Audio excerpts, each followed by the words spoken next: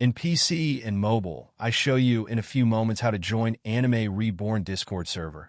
For this, we will start with the way in PC, since we are here, and then I will explain you how we can do it also in mobiles. To do this, click on the Discover icon that we can see in the lower left corner of our application. Now go to the search box that you will see in the upper right corner and type Anime Reborn.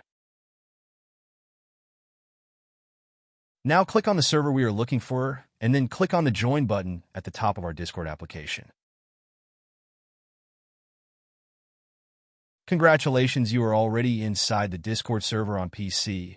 On mobiles, it is quite likely that you cannot do this same process, as it does not usually show the option to discover.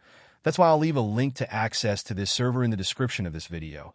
Simply access the description and click on it, and thereby automatically access the Discord server without doing anything else. Please give a like to this video, comment, and subscribe. Until the next one.